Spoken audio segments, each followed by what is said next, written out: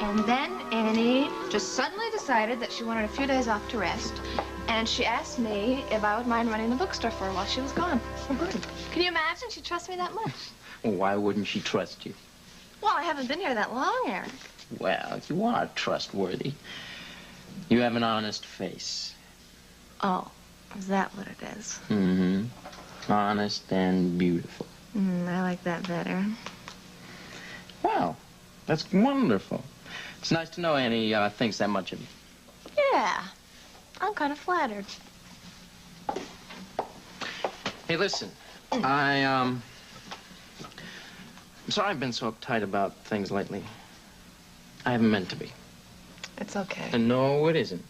I have no business acting that way, especially to you. I'll try not to do it again. Will you have dinner with me tonight? Tonight? Yeah, unless, of course, you have other plans. Going to see some other man or something.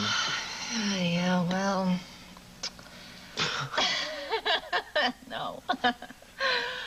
But I have a better idea. Better than eating? No. Larry has suggested that we test Connie, and I think we should test her tonight. Test her? I don't understand. Find out how she really feels about you. I don't like the sound of this. What are you gonna do? Don't worry, nothing scary. Just come over to the apartment and have dinner with us. She'd kill me. She will not. Yes, she will. Look, I'm the world's biggest coward. I don't like this idea, and I know your aunt will hate it. Well, we'll find out, won't we? That's what this whole thing is about. You coming? Okay. Tonight it is. What time? Make it about 7. And be casual. All right. Okay, I'll be there. Do you know what you'll be eating? I'll bring a bottle of wine. No. Don't overdo it. Just bring yourself. Listen, Larry, I'm sorry I told you to back off from Annie. I mean, now that I know that you're just friends, I was out of line. I apologize. No, that's all right. A lot of people misjudge me and my motives.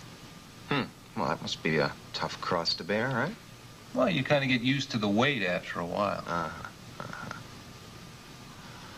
Look, now that I've apologized, how about a favor?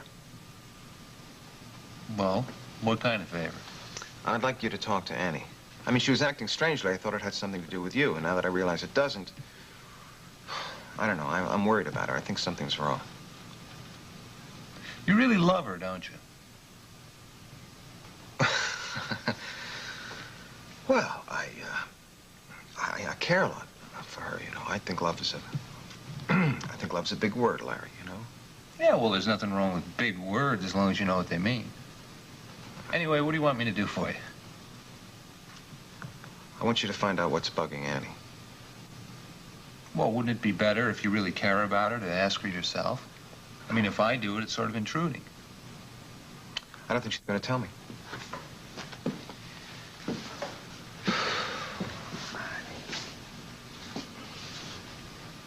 I don't understand. I mean, I do not understand why she hasn't picked up her medical studies again.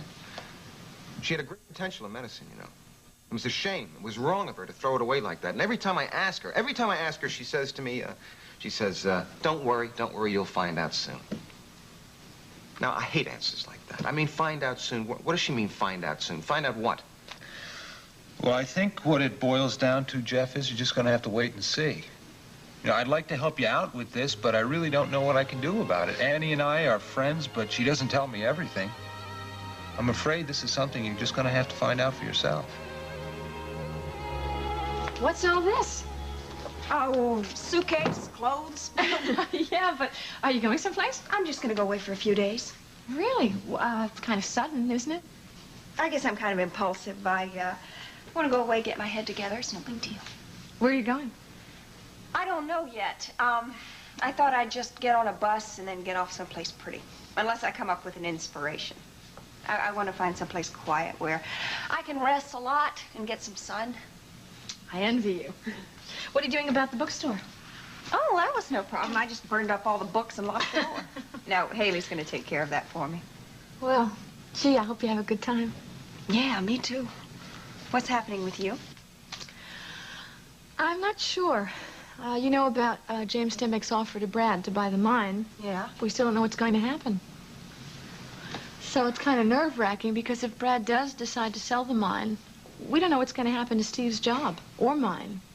So we're just kind of in limbo at the moment. I'm sorry, Carol. I know that can't be easy for you.